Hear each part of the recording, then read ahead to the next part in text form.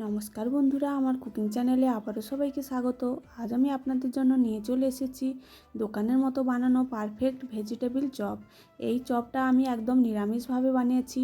এইভাবে বানালে একদম খেতে দোকানের মতোই হবে। ভেজিটেবিল চপে দোকানের মতো স্বাদ আনার জন্য আমি এখানে একটা ভাজা মশলা রেডি করে নেব। প্রথমে একটা ফ্রাইং প্যানের মধ্যে একটা শুকনো লঙ্কা, গোটা গরম মশলা দিয়ে দেব, কিছুটা পাঁচফোড়ন, হাফ চামচের মতো গোটা জিরে আর গোটা ধনে দিয়ে সবগুলো ভালো করে ভেজে নেব। ভাজা হয়ে গেলে ঠান্ডা করে গুঁড়ো করে নেব। ভেজিটেবিল চপ বানানোর জন্য আমি এখানে আলু সেদ্ধ করতে বসিয়ে দিয়েছি। আলুগুলো ভালো করে ছিলে ধুয়ে পরিষ্কার করে নিয়েছি, তারপরে ভালো করে সেদ্ধ করে নেব। ভেজিটেবিল চপ বানানোর জন্য আমি এখানে বিট আর গাজর ভালো করে ছিলে পরিষ্কার করে ধুয়ে নিয়েছি। তারপর বিট আর গাজরটা আমি গ্রেট করে নেব। একটা গ্রেটার নিয়ে নিয়েছি। গ্রেটারে প্রথমে আমি গাজরটা গ্রেট করে নেব। আপনারা বাড়িতে যদি গ্রেটার না থাকে তাহলে বটি দিয়েও সরু সরু করে বিট গাজরটা কেটে নিতে পারেন। গাজরটা গ্রেট করা হয়ে গেছে। তারপরে আমি একইভাবে বিটগুলো সব গ্রেট করে নেব। বিট গাজর সব গ্রেট করা হয়ে গেছে। চপের জন্য আমি পুরটা রেডি করে নেব। প্রথমে একটা কড়াই গ্যাসের মধ্যে বসিয়ে ওর মধ্যে কিছুটা চিনেবাদাম দিয়ে দেব শুকনো খোলায়। চিনেবাদামটা এক মিনিটের মতো নেড়ে ওর মধ্যে কিছুটা সর্ষের তেল দিয়ে বাদামগুলো লাল লাল করে ভেজে নামিয়ে নেব।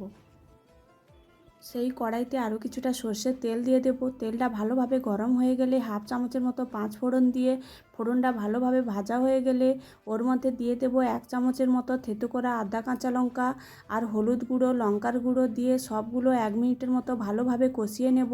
ভালো করে কষানো হয়ে গেলে ওর মধ্যে দিয়ে দেব গ্রেট করা গাজর আর বিট দিয়ে সব কিছু ভালোভাবে মিশিয়ে নেব। 2 থেকে 3 মিনিট ধরে সব কিছু ভালোভাবে মিশিয়ে নিয়েছি। তারপরে এর মধ্যে দিয়ে দেব স্বাদ মতো লবণ। লবণটা দিয়েও 2 থেকে 3 মিনিট আবারও রান্নাটা করে নেব। যখন জলটা প্রায় শুকিয়ে আসবে এবং বিট আর গাজর একদম সেদ্ধ হয়ে আসবে, তারপরে এর মধ্যে দিয়ে দেব আগে থেকে যে সেদ্ধ করা আলুটা হাত দিয়ে মেখে রেখেছিলাম, ওই আলু মাখাটা দিয়ে দেব। দিয়ে সব কিছু আবারও ভালো করে 3 থেকে 4 মিনিট মিশিয়ে নেব। সব কিছু ভালোভাবে কয়েক মিনিট ধরে রান্নাটা করে নিয়েছি। তারপরে ওর মধ্যে দিয়ে দেব স্বাদ মতো চিনি।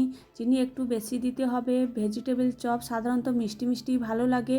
আর যে ভাজা মশলাটা বানিয়ে রেখেছিলাম ওই ভাজা মশলাটাও দিয়ে দেব। আর চিনেবাদাম ভাজাটা সেটাও দিয়ে দেব। দিয়ে সব কিছু আবারও কিছুক্ষণ মিশিয়ে নেওয়ার পর নামানোর আগে 1 চামচের মতো ব্রেড ক্রাম্বস দিয়ে দেব, তাহলে বাইন্ডিংটা খুব ভালো হবে। পুরটা আমি নামিয়ে ঠান্ডা হতে রেখে দিয়েছি। তারপরে একটা বাটির মধ্যে আমি 3 চামচের মতো ময়দা নিয়ে নিয়েছি। ওর মধ্যে অল্প একটু গোলমরিচের গুঁড়ো, স্বাদ মতো লবণ আর কিছুটা জল দিয়ে একটা গোলা বানিয়ে নেব। আর একটা পাত্রের মধ্যে বাড়িতে তৈরি করা কিছুটা ব্রেড ক্রাম্বসও নিয়ে নিয়েছি। এদিকে চপের পুরটাও ঠান্ডা হয়ে গেছে। আমি অল্প অল্প করে লেচি কেটে নেব। হাত দিয়ে দিয়ে প্রত্যেকটা আমি একইভাবে চপের শেপে গড়ে নেব। এইভাবে আমি প্রত্যেকটা লেচি কেটে চপের শেপে সবগুলো গড়ে নিয়েছি। লেচি কেটে সবগুলো চপ আমি এখানে গড়ে নিয়েছি। তারপরে সেই ময়দার ঘোলটা বানিয়ে রেখেছিলাম ওর মধ্যে একটা চপ দিয়ে দেব। দিয়ে একটা চামচ দিয়ে ভালো করে ঘোলটা চপের গায়ে লাগিয়ে ব্রেড ক্রাম্বসের মধ্যে দিয়ে ভালো করে হাত দিয়ে মুঠো করে কোট করে নেব। আপনারা চামচ দিয়ে করবেন, তাহলে হাতটা ভিজে যাবে না এবং কোট করতে সুবিধা হবে। এইভাবে আমি একই পদ্ধতিতে সবগুলো চপ বানিয়ে নেব। সবগুলো চপ আমি বানিয়ে নিয়েছি এবং একটা থালার মধ্যে সব রেখে দিয়েছি। এইভাবে আপনারা সবগুলো না ভেজেও এয়ারটাইট বক্সে ডিপ ফ্রিজে রেখেও অনেক দিন সংরক্ষণ করতে পারেন। তারপর গ্যাসের মধ্যে একটা কড়াইতে কিছুটা তেল গরম করতে বসিয়ে দিয়েছিলাম। তেলটা ভালোভাবে গরম হয়ে গেলে গ্যাসের আঁচটা একদম লোতে করে দেব। দিয়ে চপগুলো আস্তে আস্তে ছেড়ে দেব। উল্টে পাল্টে মাঝারি আঁচে লাল লাল করে ভেজে নামিয়ে নেব। সবগুলো ভেজে নামিয়ে নিলেই একদম রেডি হয়ে যাবে নিরামিষভাবে বানানো ভেজিটেবিল চপ। যারা ভেজিটেবিল চপ খেতে পছন্দ করেন তারা এইভাবে একবার বাড়িতে বানিয়ে দেখবেন, একদম খেতে দোকানের মতোই হবে।